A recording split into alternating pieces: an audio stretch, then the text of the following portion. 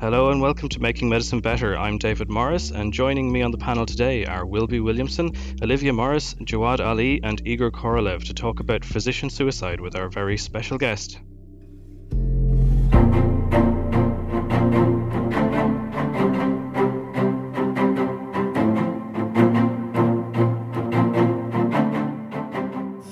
Our guest today was working as a family doctor when he suffered burnout that ended his medical career. Since then, he has gone on to become the leading coach, trainer, and consultant on preventing physician burnout. He's the founder and CEO of the happymd.com that hosts a community from 63 countries around the world, and he's trained over 40,000 doctors since 2014. I could continue, but I think you'll already see that this man is a titan of the healthcare industry. Dr. Dike Drummond, welcome to the show. Well, thank you for that wonderful introduction. It's great to be here. A titan. Okay, excellent. Well, I'm going to build you up and let you prove yourself to us now.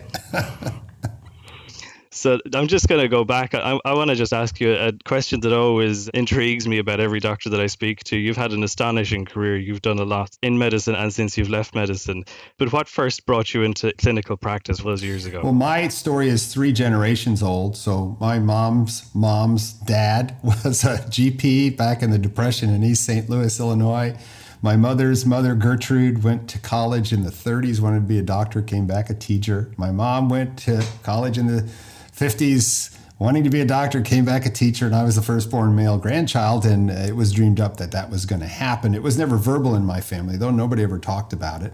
And I was looking around to see, as a senior in college, did I want to be a lab rat and go for a master's in biology, or, hey, I'll just do some interviews, and if I get into a good school, I'll go. Got into Mayo. They told me that there were 700 out-of-state applicants, and they only admitted 5. I had one interview. You get one interview at Mayo. We talked rugby for 45 minutes, never mentioned anything about why I wanted to come to medical school. And I got the acceptance letter, said I'd be crazy not to go. So 4 years at Mayo and then UC Davis system in 10 years, full service family practice. So I delivered all my own babies, admitted all the folks to the hospital, was first assistant on all the surgeries of everybody in my practice, all that good stuff. And I loved being a doctor until 10 years in, it all just collapsed around my ears. And interestingly enough, at the time, both my mother and my grandmother were dead. I'd been 10 years full service family practice, so I'd pretty much been there and done that, and it came to an end. I don't consider myself to not be a doctor. I don't consider myself to not have left medicine because I got certified as a coach. And at least for the last 12 years, since 2010, 100% of my professional life is helping doctors and organizations recognize and prevent burnout. And when you made that, just before we came on air, Jawad was just saying that you seem to have made that jump from clinician into coach before it was cool to do so. So we see lots of people making that jump now. When you did that at the time, was that a big jump for you? Well, what ended up happening was when I quit, I actually walked away. I actually had a very physical sensation like somebody was choking me over several weeks in my practice. I took a sabbatical hoping it would go away, and it didn't. It recurred the first time I started seeing patients again. And I didn't have a lot of coping mechanisms, and I did something I never would recommend to anybody who's listening, which is I walked into the CEO's office, signed my resignation, and walked away from my medical career. But I did have it set up in a way that I got a year of time to recover. I had a sort of a golden handshake. And I did 2 things. Because I knew that I wanted to continue to work with clients, patients in the way that I had worked with patients previously. I just knew I didn't want to do it in a medical setting. So I got certified as a coach, and coaching is very different than diagnose and treat. And I got certified in interactive guided imagery. So I got to be able to guide people way down deep into subconscious processes and things like that. It was really cool. I actually set up a practice practicing that and being paid by health insurance as a family doc, classifying this as a therapeutic interaction, right? And so I went because it's the thing about coaching is you hold the client as capable. You're not prescriptive. You don't hold the client as diseased or damaged or in need of recovery. They're capable. And you then offer perhaps suggestions. Now, I'm not a classic coach. Classic coaches are very Socratic, and they say that they cannot give any information. They're just going to ask questions. I think that's insane. So what I do is I give the benefit of my experience and my client's experiences if I think that it might help, but only as suggestions for another option someone might consider. It's a very interesting blend, isn't it, to move from that, what can be quite a paternalistic model of medicine, as you say, almost prescriptive by its definition, into that coaching world, whereas at the extreme, you don't give any advice. It's a nice blend in the middle, I think, where you found yourself. Since you've kind of been in that space, then what makes you tick every day? What's your proudest moment, or what makes you come back and do this every day and be energized every morning when you turn up as Dike Drummond from the Happy MD? Well, I think that everybody who chooses to go into healthcare, and it's not just doctors, it just happens to be my flavor is doctors. All of us stood at a fork in the road at one point in time where we had a choice where you could go to medical school or anything else. You could go to nursing school or anything else. And I think that that decision to become a helper and a healer and a light worker is a spiritual decision. And it's made in this one life in pursuit of an extraordinary life experience. And what ends up happening is those visions that are so unclear when you make the decision. Honest to God, we didn't know, anybody who's listening, we didn't know anything about what was going to happen next. We had no idea, but we projected into the future that we wanted to have meaning and purpose and passion and make a difference and helper and healer. That's being a light worker. And what I find is that the chaos of the modern practice of medicine gets in the way of that and overwhelms us with tasks and priorities and decisions. We're at the limits of the fatigability of all the major faculties of a doctor. Decision fatigue, compassion fatigue.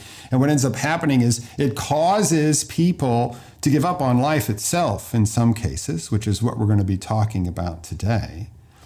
But it also gets in the way of, there's a string of internal voices that happen as you go down into burnout. I'm not sure how much longer I can keep going like this, is level one. What's the use?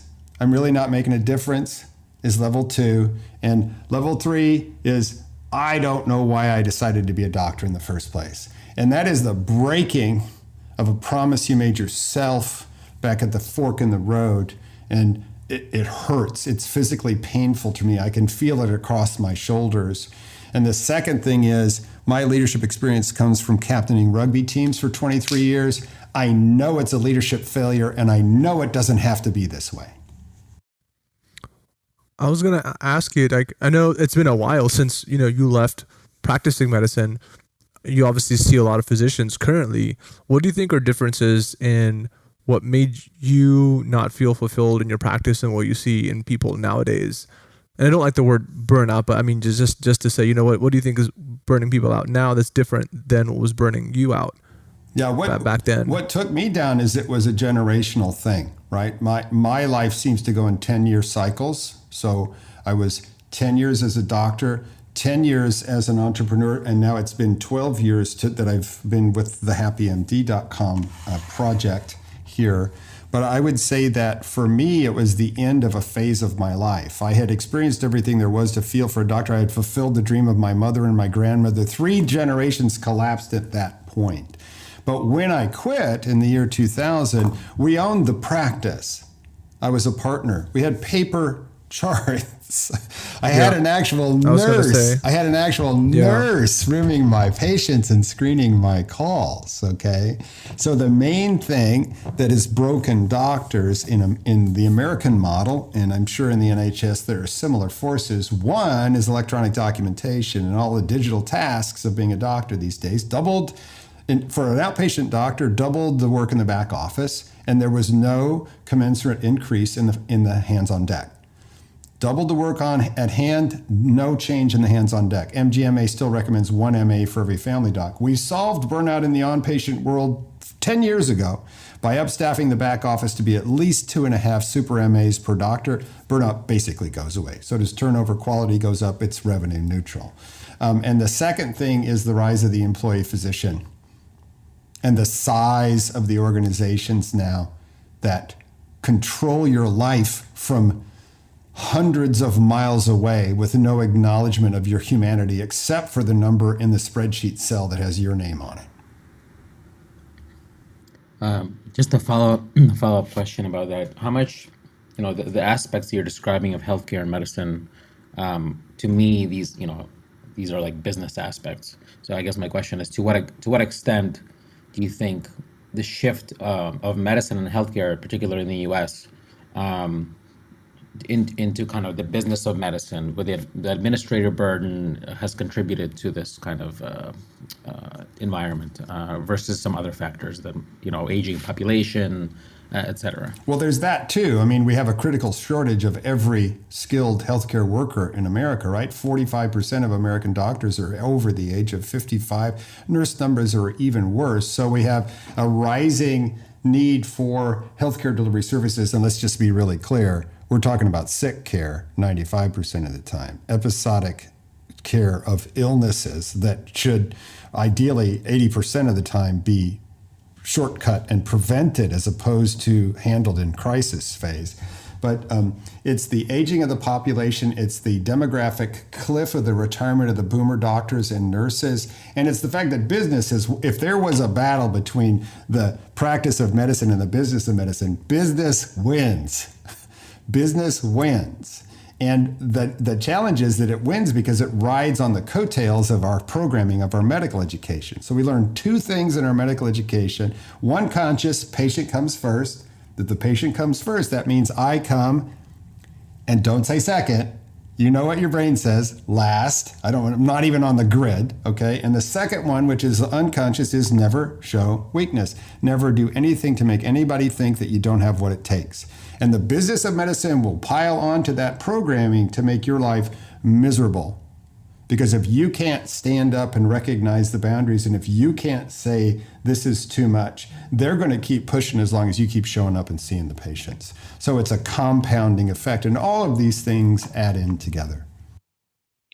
And I think to come there and to take all of that together, I think, Dike, you started in a place where you were talking about physicians and clinical people and healthcare workers in general being light workers and coming in to actually help people and to provide that healing, and that's their calling in a lot of cases.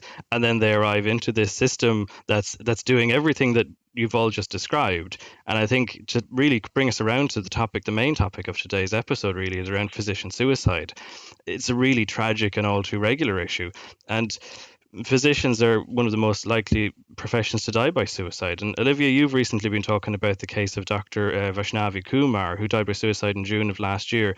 This story is getting a lot of attention recently. Her inquest was completed and her family have been speaking out. Olivia, can you tell us a little bit more about that particular case? So Dr. Kumar was 35 years old, working in a hospital in Birmingham, UK. She had been suffering for a little while. She had been under pressure. She had spoken to her family saying that she was struggling. She had sought some type of mental health support. Eventually, she was diagnosed as severely depressed, had anxiety, but she took her life in June of last year.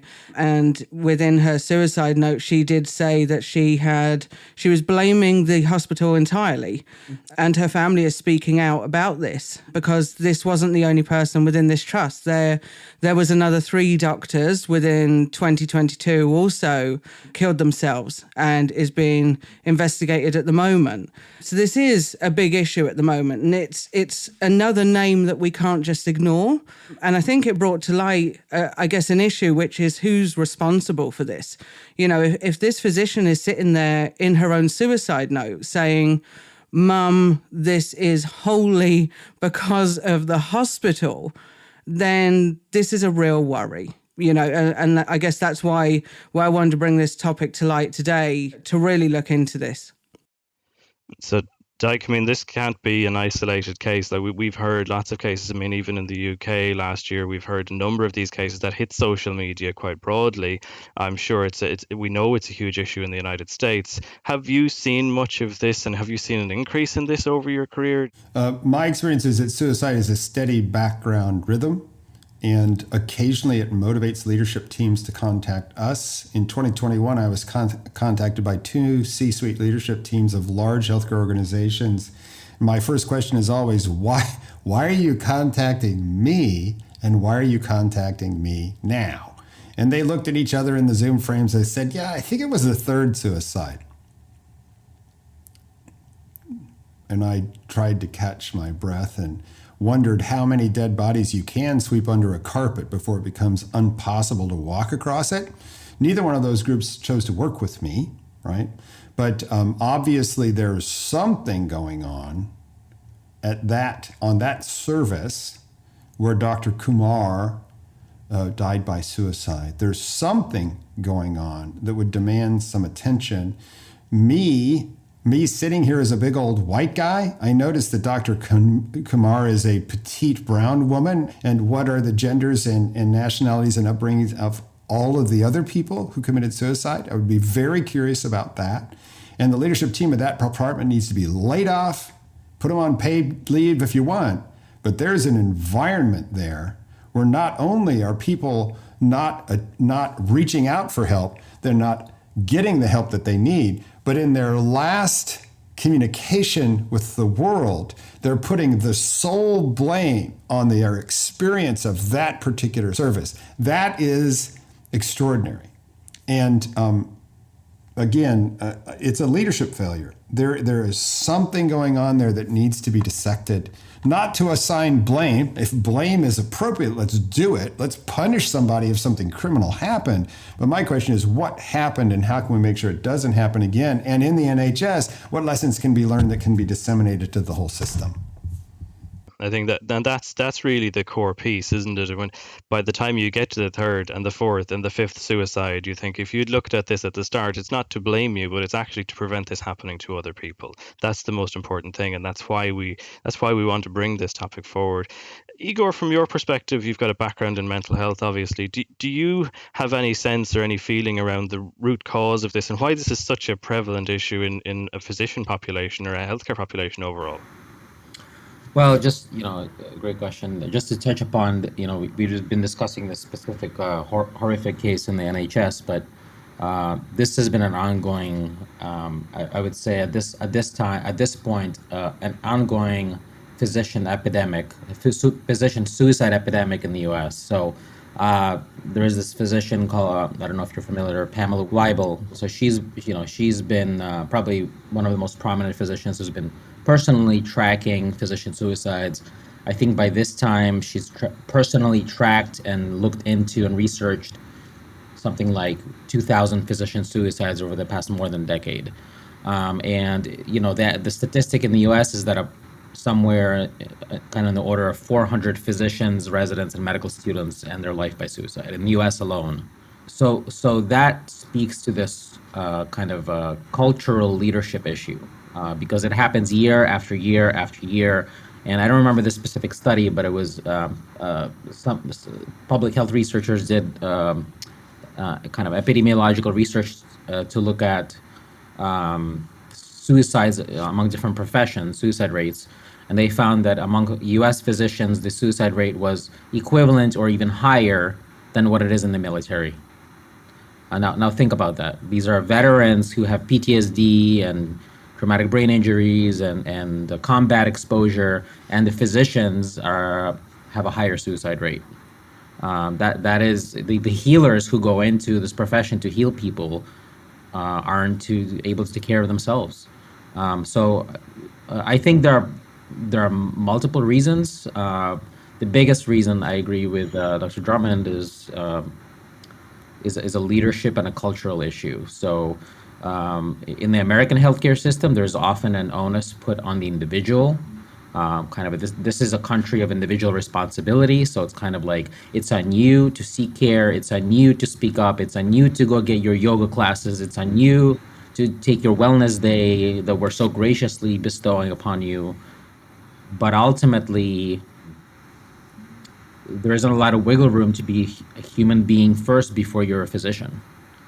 And I think there are piecemeal solutions that different healthcare systems have, wellness days and yoga, but these are all kind of band-aid solutions to what's really a systemic problem. And until the leadership and the whole structure of medicine changes, until the bullying and the lack of collegiality and the competition, I think this problem will persist, unfortunately. I think that's the core of it, really, isn't it, Igor? That the days and the events and the one-off things are a band-aid on an amputation. And really, until we get down to the culture that expects you to be a doctor and a doctor first, and forget about the rest of your life. You're a doctor. That's your identity. That's who you are. And while you're at work or not at work, it's still there ingrained in your mind, and you need to be caring for other people before you care for yourself. Whereas, it's to go back to that analogy, when you're on an aircraft and you're going down, you put the mask on yourself first so you can look after other people. And Wilby, I'm going to bring you into this as well, because the guys are speaking a lot about the US system, and it's probably well known because it's such a big system. But you've worked in the NHS, you've worked in Ireland in the HSE. When you were practicing, training, going through all of that, did you feel like you were supported? You were talking to us before you came on air there again. You were saying you went through a really stressful period at one point when you were seeing up to 5 mortalities a night, and you were really stretched as a junior doctor. And did you feel like you had support, or did you feel like you were expected to just suck it up, get on with it because you're a doctor? Thanks, David. I think first is kind of like the thoughts to Dr. Kumar and Dr. Kumar's family, and that challenge that she went through and the difficulties. And I think also it's a thank you to her family for championing her voice and raising this issue. And I think that's one of the things that I would like to acknowledge, that as adverse occupational setting that we face and the challenges that we face, is that we do have this unique opportunity that we can champion the voice and champion this issue. And it kind of comes back to Dike's point in terms of addressing the crisis is the wrong approach. You referenced my experience of acute critical care and working in intensive care as an ITU, and that was a turning point for me where I was challenged by the sense of what was my place. And Dike mentioned kind of the meaning and purpose within your role. And for me, it's all about prevention and preventative care and preventative practice, and trying to remember that kind of humanity that's kind of brought us into medicine. So, when you look at this, it's like the incidence of suicide within our medical family flag, or put a flag in the sand in terms of like that trauma that's happening across the world. It's 100, 120, 130 suicides a day in the US, and one of those might be a physician. And it's just thinking about all those other lives, and how do we champion what's happening at a societal level? Because one way you could look at this is it's not just about the systems that we're working in, it's about the societies we're in. The risk factors relate to access to lethal means. That's why we might see a propensity within the mental health profession. And then comes back to kind of Dike's vision around us being light workers. That's a beautiful concept, and I think that was really important for me. It was about stability as well. It was an opportunity to kind of rise out of lower socioeconomic settings, take advantage of higher education.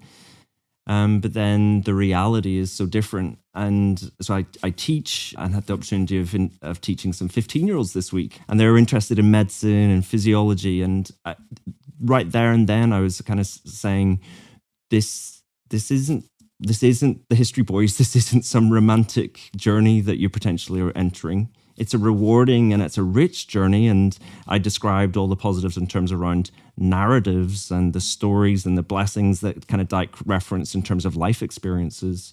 But I was very transparent in describing the difficulties. And then it comes back to, in that conversation, we talked about the importance of communication and network and social network. And then it comes back to Igor's points in terms of the social determinants of our health and our well-being, and they're just totally ignored. To come back to your question, David, we're not trained to be resilient. We're not trained, we don't select people for resilience to come into medicine. We select people for the highest points. Does that actually equate to resilience? No, because you're selective into, unlike Dike playing his rugby, not every medical student's a polymath who's able to keep up with sport and his social networks and all his resilience skills, and he and she's resilience skills. So we have these selective pressures on young people that come into medicine. But then Dike's other comments is like, we pick the cream off the best, these people who want to be creative and seek innovation and thought leadership, and then you put them into a job that's administrative, and 50 to 60% of physicians rate that their job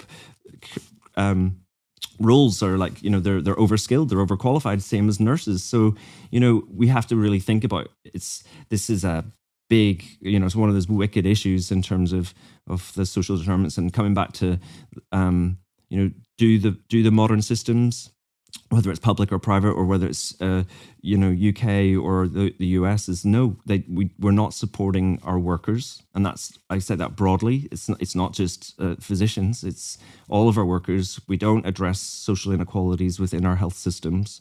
We don't address the inequalities and injustices that then lead to burnout, lead to mental health, lead to addiction abuses, and unfortunately, it's way too late to be contacting Dike after you've had 3 mortalities. And that's it. That's the big thing. There's an enormous piece around there that it's everything that comes together, and it's that build up as you describe it, will be. Somebody doesn't turn around one day and decide to do this. That's not. And I think Dr. Kumar's family in the UK. Her father who's a medical consultant in the UK has already turned around and said this isn't. This isn't something that she woke up one day and decided to do. She had been through a journey of almost torture by the time she got to that point. And I think there's a piece, and Olivia, I'm just going to jump to you on this one, because you've been the doctor's wife, you've been on that side of it, but you now also champion for doctors and physicians everywhere. You talk to a lot of them who've been through that burnout journey. Is there still a lot of stigma around this, or around trying to seek help while you're... So if you can catch someone early on that pathway and you can prevent that and redirect them away from this, the worst outcome, that's great. But is there too much stigma around that for people to seek help or to identify as this to their peers or their superiors? What have you found? Oh, so much. I would say 100% of physicians that I've spoken to have said they cannot reach out. They cannot tell their peers. There's no way they could turn around to their boss and say, I'm struggling, or I'm feeling burned out, or I'm depressed, because their job is at risk. And when I first heard about that and thought, surely not, and then hearing, it's real. I'm then classed as the risk. And, I had physicians coming to me and they were saying, but I need them as my reference. And for a moment I say there's a weakness in me, I have no reference. I can't then move on. I had a physician come to me and said he was bullied by his superiors. And he's like, what can I do when they're the ones bullying me? Who can I go to? Because I have to keep going because my patients need me. And you say, well, I don't know what I can do for you because the people in charge, I can't change it. No, none of us can change this. And there is a stigma. They don't feel they can talk to their families because they feel like it's too much. There's a lot of physicians who turn around and say they don't bring their work home because it's a lot to deal with. I know for me, obviously with you, David, you were in emergency and there were so many cases that you couldn't tell me about because it was not appropriate or it wasn't for me to hear.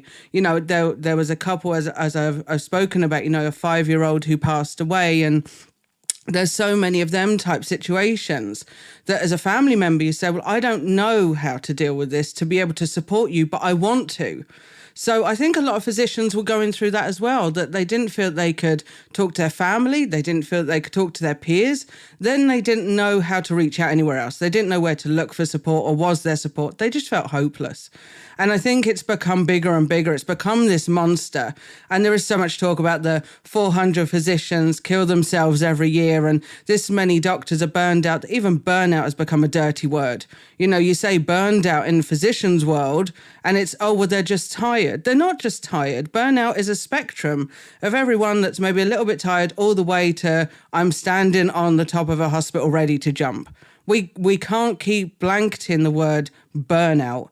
And I think that's also a problem as well, where there are physicians that have issues such as depression or anxiety that they could go and get help from psychologists or psychiatrists, but they're blanketed as they're burned out, they're tired, they're overworked. Aren't we all? And isn't that it? You hear that from administrators, you hear it from nurses and doctors. Well, aren't we all burned out? Aren't we all a bit tired? But come on, it's fine.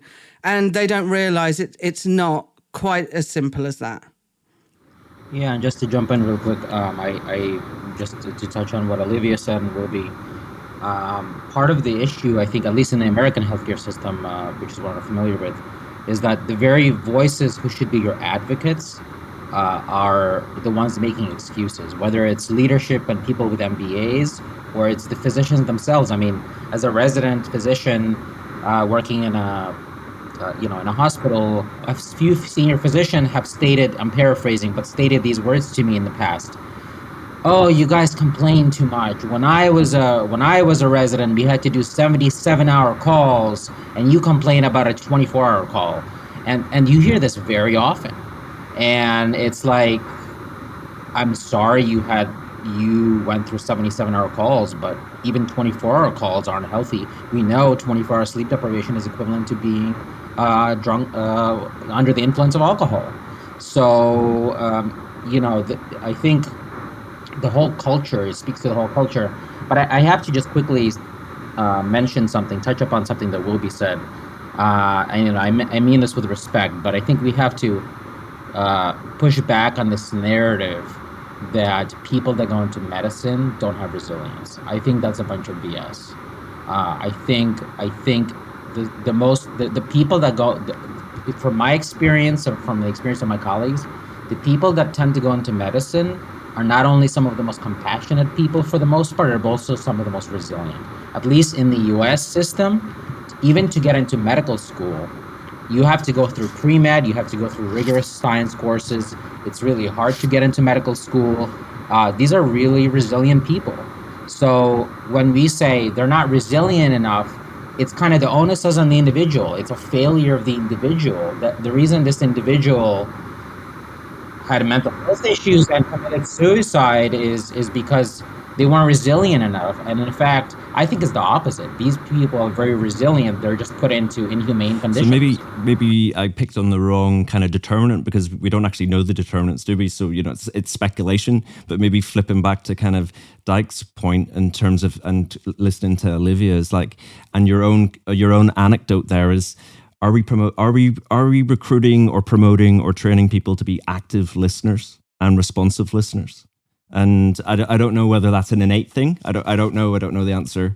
But Dike's comment and his journey was about this transition, from not that he was paternalistic, but a paternalistic system into being an active listener and a facilitator. And then your own anecdote is about somebody who just is it they're disempowered to listen, or they listen and then they just interpret it with the echo of what their system is? I don't know. My own personal experiences is, and coming back to kind of Olivia's point, is like there is shame, prejudice, othering. Those are real experiences. And this fear to kind of talk or to be listened to. So, and I stand corrected, it's wrong to prejudice an 18-year-old that's, coming into med school, but it's more, I'm just trying to think about what are the roots or the origins of it and how do we improve it? In my mind, you're just seeing the effects of the conditioning of medical education. And again, the two prime directives are driven in. One consciously, patient comes first. The other unconscious, never show weakness.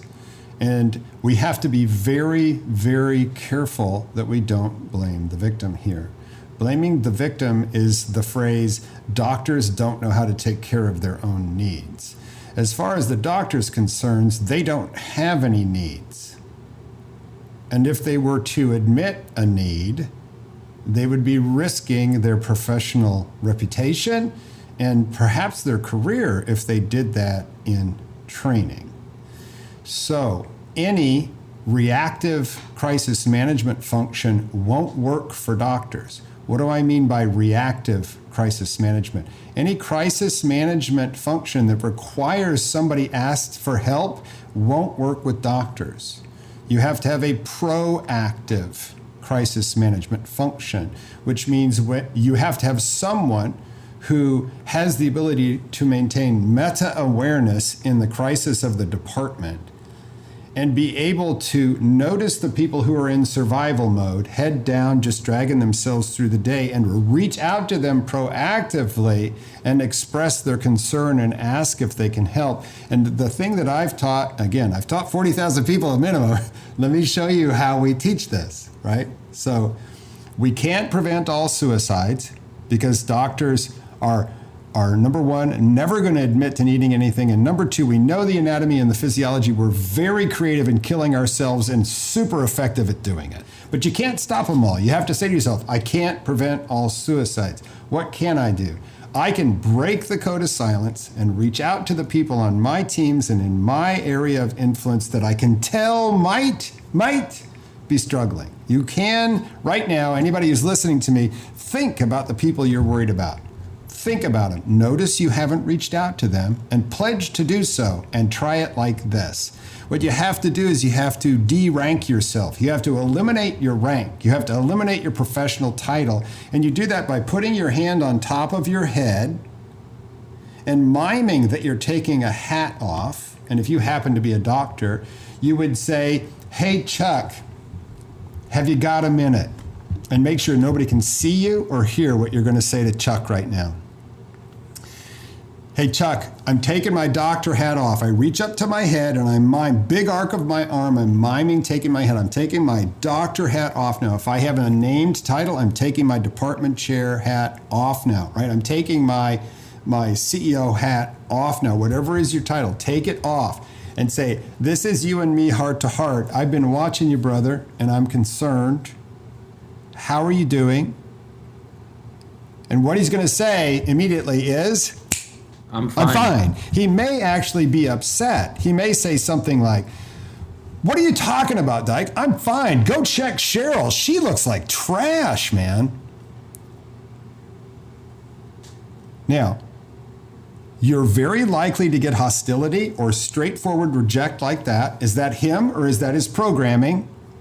Well, it's just autonomic, isn't it? It's just programmed. It's a reflex. It doesn't even have cortical participation. It's a reflex based on the programming. Never show weakness. So if you're going to do this, and I recommend that you do, this is how you save lives. You have to be ready for intense rejection and realize you didn't do anything wrong. Sometimes people will reach out to a colleague and get rejected vigorously and say, oh my gosh, I should have never asked. Nothing could be further from the truth. What you have to do is commit to being persistent as long as you observe John, your friend, you're still concerned. So a couple of weeks from now, if you're still concerned about John, you go, John, have you got a minute? And John goes, oh, geez. And you say, yeah, I'm going to take my hat off right now, John. I'm still concerned about you. How are you doing? And John says, get lost. You have to continue to be persistent as long as you're concerned, because that's what saving a doctor's life looks like. It's not wrestling a gun out of their hand. It's offering some support and being interested in how they're doing, because I'm going to send a signal to John, even if I have to reach out to him every other week for a year and he rejects me every single time. What are the consistent messages that I'm sending? That's really interesting. I mean, I feel like that kind of advice is really useful because it's very practical, it's very actionable, and, there's obviously problems in the delivery of medical education, problems in the delivery of medical care, but until those problems are solved, we have to save the people around us.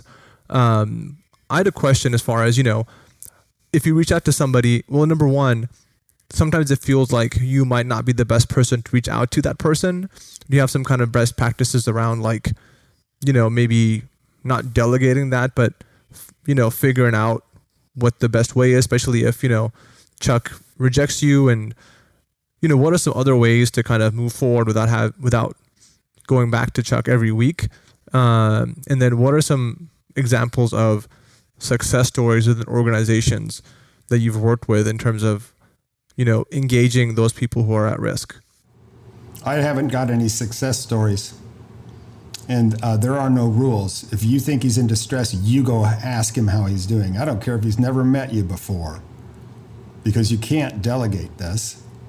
The people who are potentially in the leadership position where they could have seen and could have asked are in their programming, right? Because another thing that happens when we do the never show weakness thing, just remember, and I'll say this, and I'm sure it's true across the pond too, all of us who are doctors can remember that there was one person who quit in medical school. Remember? There was just one. The challenge is you can't remember his name. Because what happens when somebody steps away from medical school or residency? They are a total ghost. And we tried to eliminate them from our awareness because we're afraid we might succumb to that urge as well. So there's a whole bunch of pressure on you witnessing the struggle of your friend that stops you from reaching out because it breaks the code of silence. You may even be afraid of drawing attention to your friend by reaching out in the first place. So ideally what happens is there's a frontline leader over every group of providers, be they doctors, nurses, or anybody else, who's monitoring the health and well-being of the people, knowing that the health and well-being of the people who take care of patients are always at risk. And that is a piece of their leadership skill set, to keep a finger on the pulse of the folks. But in terms of how do people reach out, there are workplaces that have never had any suicides. They're gonna, they just haven't had them yet. And there are a lot of places that their crisis management function is a link to a National 800 hotline on a page buried 6 deep in the website, and they're just getting lucky. But if you're looking for evidence on best practices of how to do this, or a structure or an algorithm that would drive your performance, no. See one, touch them. See somebody who's struggling, see somebody who's head down. Ideally, you know the people on your team and you can tell when their personality shifts off. I see it as a pendulum, okay? So you chose to be a light worker. That means that the pendulum of human emotions in your life has just gotten accelerated. If we say a pendulum that swings to one side for positive emotion and swings to another side for negative emotions, the arc of that pendulum just went to straight 90 degrees on both sides, big swings. You're going to be witness to some of the most amazing things you could have ever imagined, and some of the most tragic endings that threaten to bust your heart into little tiny pieces. And sometimes the pressure is such that the pendulum gets stuck on the negative side. There's nothing to draw it back. And the question is somebody capable of witnessing you in this hole and reaching out? Now, I think it's worth noting to write a note that says this is all the fault of the hospital and then take your life reflects to me a feeling of being backed way down into a corner with no way out, a loss of perspective on anything. The hospital did not take her life. Her experience of the hospital left her feeling there was no alternative but to take her life. She did not feel she could step away from that. Her light worker commitment says, I can't step away from this, but the experience in there was one that was such that she couldn't continue to live in that space. I don't know personally how to process that, but I still believe it ends up being an indictment of the leadership of that institution. Just jumping in there, when it was something me and David actually discussed prior to the show, actually, when we were saying, who's responsible? Is it the hospital? Is it the doctor? And I said, from experience, I think you go from logical brain to feeling like there's no option. And I think that's the point where you sit there and go, she may have been pushed into a corner. Maybe she was. Maybe, I know it says in there, her grandfather passed and she'd been bullied and she was stressed, and you sit there and go, it does mount up. It only takes that one last trip. It takes, that extra hour at work, or just somebody saying something wrong, and all logic goes. And this part of your mental health kicks in that says, I've no option. This is the only option, because that part of your brain is logic to you at that point. That's the only thing that says, no, look, I am in my right mind. There's no other way. And in them final moments, I strongly believe that she felt there was no option, and I don't think it's possible to put blame in any particular area. You could say grandfather passing. You could say, something happened mentally or physically. It could be anything. But I guess for me, I'm angry at the hospital because I sit there and go, she wasn't the only one. Within that year, she was the fourth physician to kill herself in that trust. And I sit there and go, there has to be a level of responsibility, though, because if this was a building site and there was unsafe practices and, their employees were getting, damaged or hurt, they would be held responsible for that physical, you've broke your leg, you've fallen off a roof. But why is it different if you go into a hospital to do your job and you are hindered mentally? You are bullied to the point of you're pushed into that corner. Is it okay for the hospital to say that's nothing to do with us, it must have been something else? For me, I just feel that there has to at least be some level of negligence there that says, 1, okay, it could be something. 2, probably not. 3, I don't think so. 4, yeah, there's a problem here. So can we step up before number 5 comes? And I think that's where I sit today, especially with Dr. Kumar. I have to sit there and put some responsibility there. I have to sit there and say, if this was any other profession, if this was a physical injury that was constantly happening, they would be held accountable and say, this is an unsafe working environment. This is not okay. So I don't believe it should be okay in a hospital environment. If this was a coal mine, it would be shut down and investigated.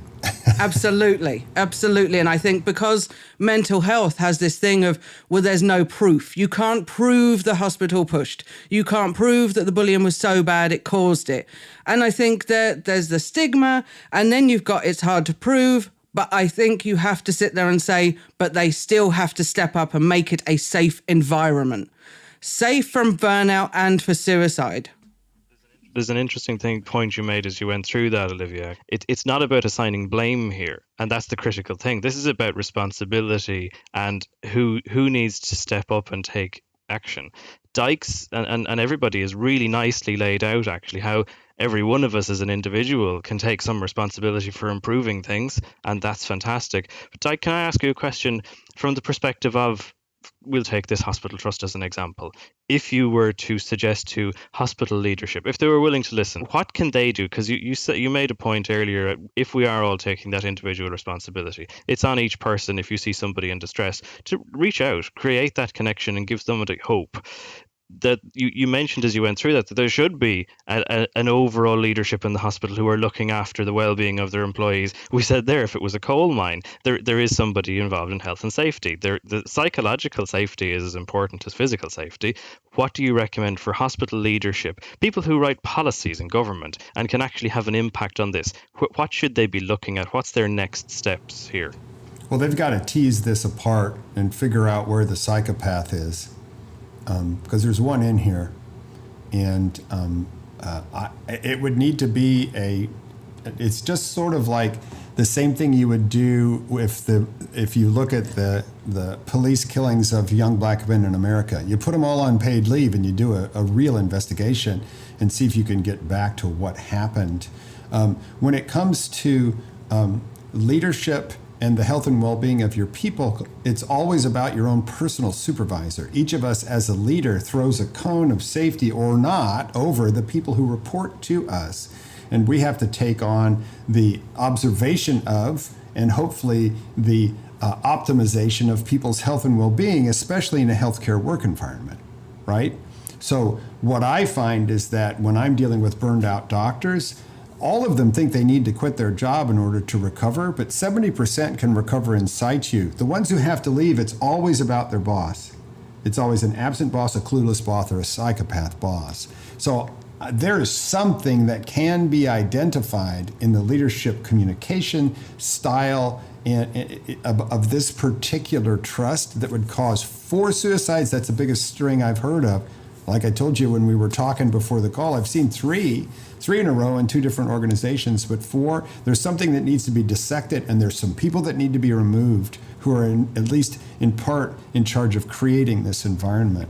But in terms of what you do to create a leadership that cares, first of all, they have to be present. You have to round on and shadow your people if you're a senior leader. You cannot sit in the ivory tower. You have to care. You have to have some facility for empathy, right? And you have to have some systems that back you up, especially with crisis. So for instance, if I reached out to my colleague who's struggling, I think I called him Chuck, and I take my hat off and Chuck says, I'm ready to open a vein I need to know where my backup is in the organization for Chuck at that point in time. So you have to be structured in a way that the frontline folks, if they're going to reach out, have a place that they can take somebody who's in true crisis. And the thing we have to always do is honor the complexity of these situations.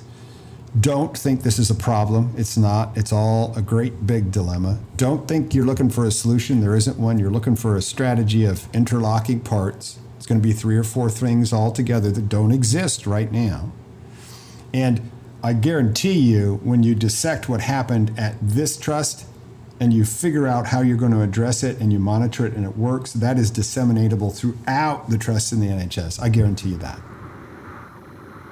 Yeah, and just to bring it full circle and just to kind of put a point on it, why is this important? Why are physician suicides important beyond the obvious, and why should leadership care, right? So, on the one hand, you could say it's just the right thing to do, it's the ethical thing to do, it's the professional thing to do, to care about your colleagues and to care about your employees. But there's another really important point, which I think is an important argument when you're trying to convince leadership that they should dedicate more resources and pay more attention to this important issue, and that is patient safety, right? So, this is like a trend, I don't know, in the NHS, I'm sure too, but in the US, patient safety has been a big part of value-based care, improving patient safety, hospital medical errors are a leading cause of death. You got sleep deprived and burned out physicians. So, if another reason to care is because physicians who are sleep deprived and quote unquote burned out and who have run out of compassion because they don't have enough compassion for themselves, they're pouring out of an empty cup. They will clearly not provide the best care to patients, and they will clearly not have the empathy they need and the decision-making skills they need to provide the level of care that is appropriate. So I would say another powerful argument is patient safety. What do you think? What does the panel think about that? I agree. I think it's like fascinating, and like the whole conversation is fascinating. How we've kind of like navigated the individual and the nuances of that, and the potential criticisms around that, and the faults in that approach. We've swung into health and safety law and the responsibility of an employer, which probably ultimately does capture that issue. That's a systems issue, and actually ultimately around health and safety.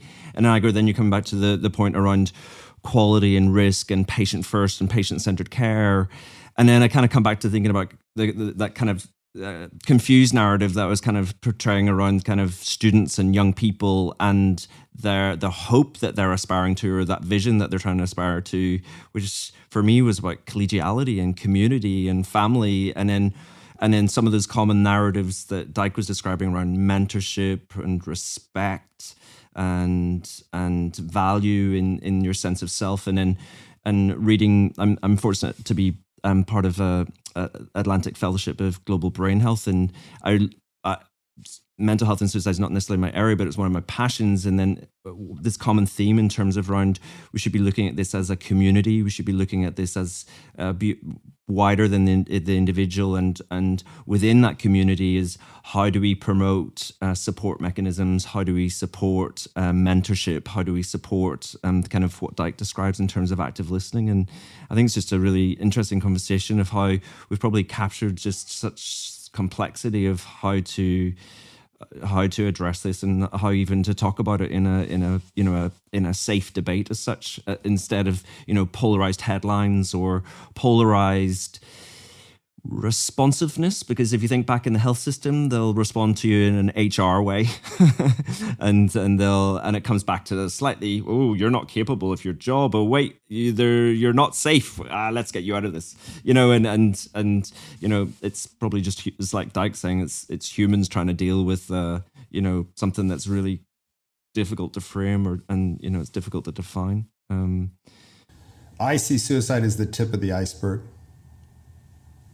It starts at the base of the iceberg with the patient comes first. And the fact that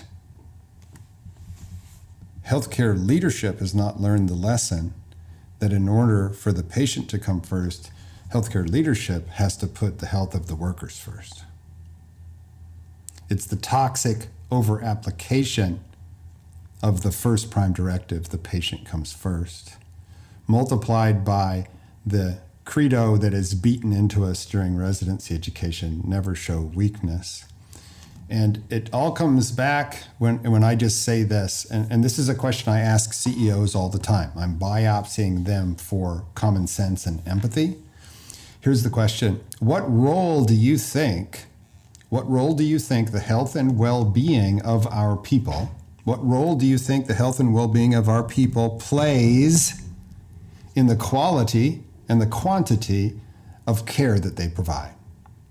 What role do you believe the health and well-being of our people plays in the quality and quantity of care that they provide? And I then commit to not being the next person who speaks. You either believe that the health and well-being of the caregivers is the thing that determines the quality and quantity of care that they provide, or you don't. And if you say you do believe it's important, then show me. I'm not listening to you at all. I am watching you. And there's something way off the rails in that particular ward, wing, and service where you've lost 4 people in the last year. There's something off the rails there. It's a really interesting closing point, Dike. And I think, to Olivia, Jawad, any final comments? Yeah, I'll say, a couple of things. First of all, it was awesome to have you on the show, Dike. I think, your experience and your kind of knowledge, is important for physicians to hear, especially when they're reaching out to their colleagues and they're talking to their leadership. I speak to a lot of trainees more recently, specifically in the medtech space. And one thing that I always say is, I always say you got to watch out for number one, and number one is yourself. And that's something that I've been saying to myself since my training years, and I think it was helpful for me. And I think, it's the job of the practicing physicians to not ridicule the up and coming trainees when they do try to watch out for themselves, because I think that dynamic is there. And then finally, I'm a big advocate of, as I'm sure Igor is also, and everyone is, of, physicians being involved in promoting the physician's perspective and the clinician's perspective in AI or medtech or, health delivery, so that the clinician experience is prioritized instead of a byproduct. Because you saw with, EHR and EMR, our experience wasn't the priority, but I think in future generations, I think, we can help make that the case. So I think obviously this is a critical issue. And as you mentioned, suicide is the tip of the iceberg, and there's so much more going on.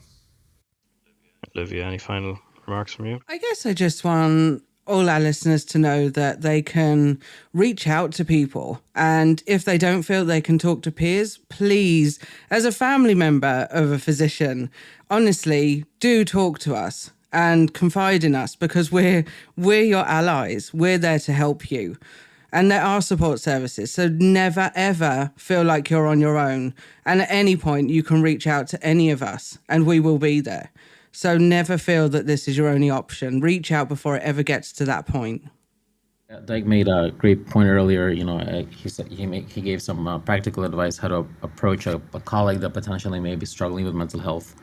So I think that's very valuable. But I think there's probably, to some extent, some diffusion of responsibility, right? That's kind of like a concept in psychology, right? Where you might see a colleague that's struggling and you might say, oh, I can't bother myself to talk to them, or maybe I don't feel comfortable. Somebody else will take care of that. But the truth is, you might be the last person that has the chance to talk to that person before they end their life. And you may have been the colleague that may have intervened at the right time, at the right place, to get that person the help they needed, or at least to start a conversation. So just kind of like Dr. Drummond was saying, don't try to diffuse that responsibility to somebody else. If you're at that point, at that place, and you are seeing something, say something to them, talk to them, try to approach it with an empathic perspective, and because you may be the only person that gets that chance. So it's a really important point, Igor, and I think to some of my experience when we would have been rolling out courses in mental health first aid and stuff like that, and Dike made this point before, it's really important to take that responsibility, and then for leadership to provide the backup for those individuals to take that responsibility, because if they don't feel like they've got support, if you ask somebody how are they feeling and they give you an answer that's in your mind something serious that you need to deal with, and you've got nowhere to turn with that information, you refuse to ask that question. That's what happens to individuals. If they feel like they've got someone behind them that they can turn and direct somebody towards the right service, towards a person who is an expert in that area, or they've even got an understanding of what to do, they're much more likely to reach out and ask that question. Dike, thank you so much for your time joining us today. It's always an emotive topic. It's such an important topic, and I'm sure it's something that we're going to come back to and see over and over again. We're not going to have fixed it today, but hopefully we've given people some small little bit of advice to try and make things a little bit better somewhere in the world. Thank you to our panel again for their expert input and for sharing your experiences, guys, and thanks to you for listening. If you've been affected by any of the issues discussed in today's show, please do reach out and talk to somebody. You're not alone. We have a list of support resources on doctorsliving.com/support, and if you're in crisis, please do contact your local emergency services. As always, if you have any questions for our panel or if you want to get in touch, visit mmb.fm, and don't forget to follow us on social. We'll see you next time, and as always, keep making medicine better.